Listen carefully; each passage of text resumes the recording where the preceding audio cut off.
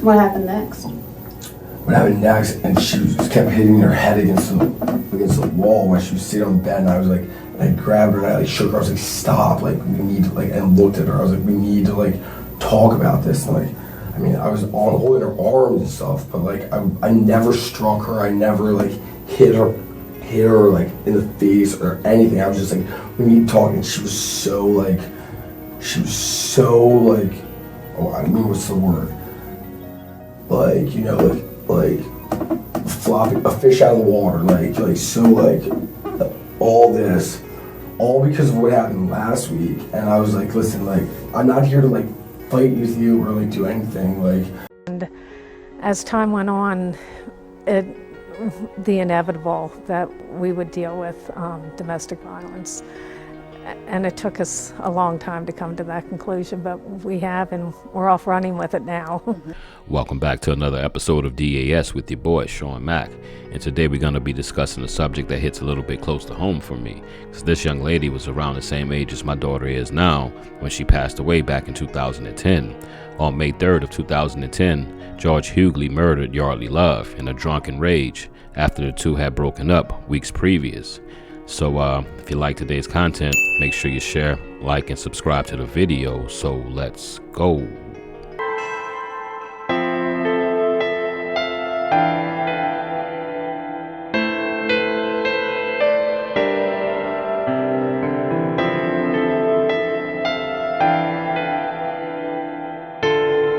Around 2:15 a.m. Eastern Time on May 3rd, 2010, Charlottesville's police were called to Love's apartment on 14th Street in the University's Corner District.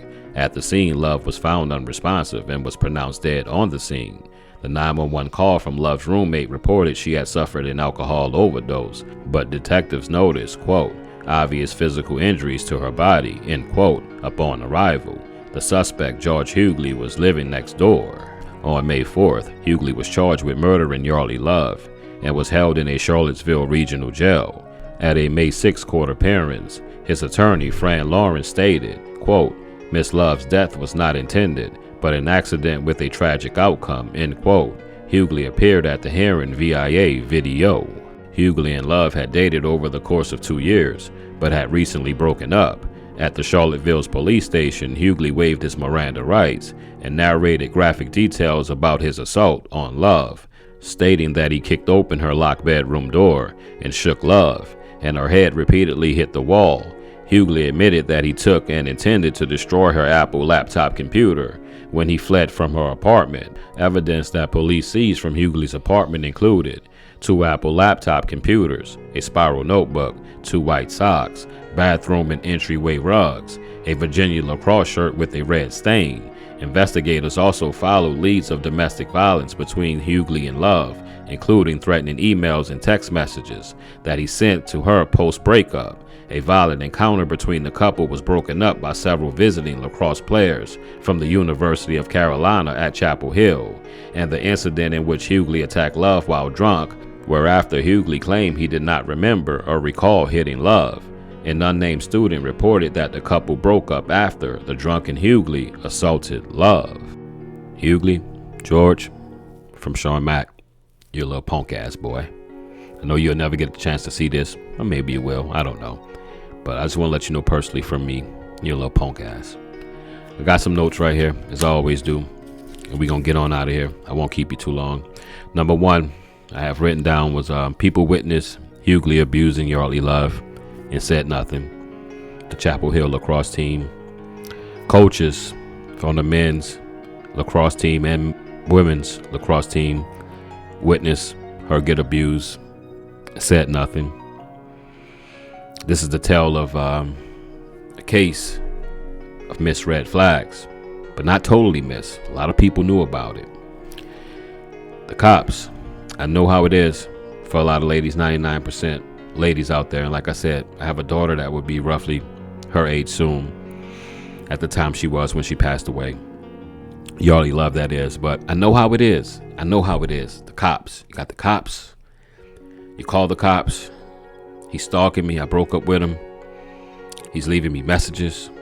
He's showing up at my place of employment, my job, my house, my family's house, and nothing's getting done. You know what the cops tell you? The cops going to tell you, yeah, but he technically hasn't committed a crime. So that's the gap that we have to close. That's the gap we really have to close. I have a few thoughts on what we can do. I'm just giving my opinion. I'm not sure it'll work, but got to try something, right? The system, it's a system that needs to be in place for such situations, for stalking, for harassment, and it needs to be taken serious when reported. I'm gonna see, can I solve it this way? If someone is stalking you or harassing you, and you call the cops, and you have 100% proof, not just he say, she say, word of mouth. If you have 100% proof that he's been stalking and harassing you, boom, 6 months. Do it again. Do it for a second time, 2 years. If that don't deter you, you get out of jail after the 2 years and you're still messing around. So on your third strike, per se, 5 years in jail, no parole.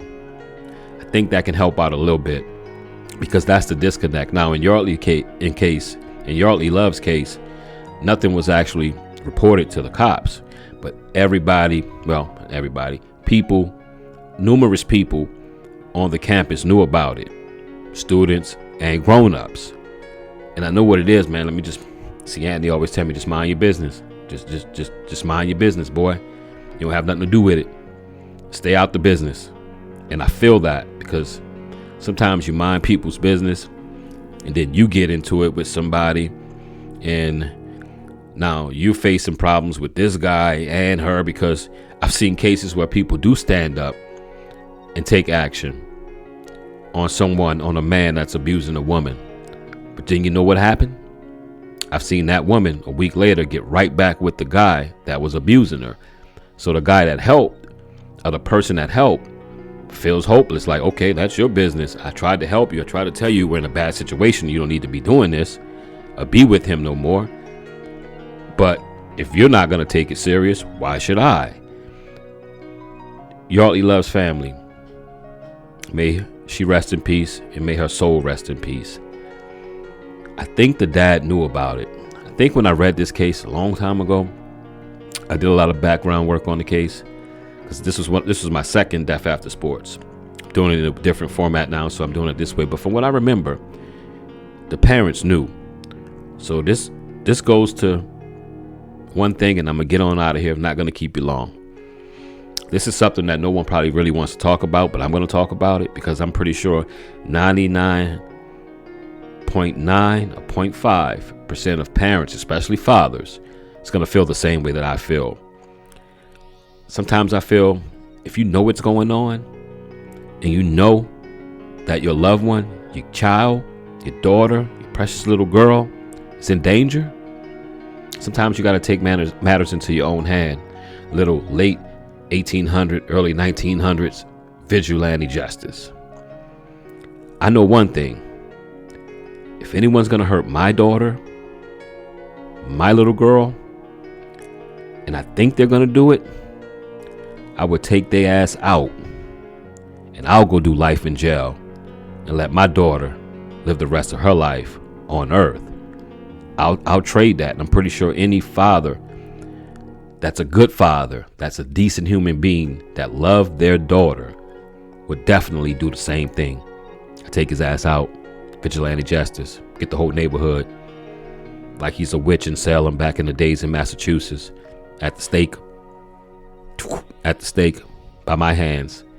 And I'll just walk into the police office. I'll walk to a police officer, say, take me to the station, because it's all good. He won't hurt my daughter again. He won't hurt my daughter one more time. And that's just how I feel as a man. I know a lot of people won't like this, but I'm pretty sure, like I said, fathers and their little girls is something special.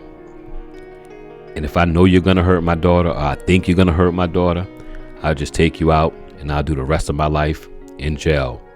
Rest in peace to Yeardley Love. I'm going to get on out of here. I've been Sean Mack. On the sad note, this one, all of them are sad, right?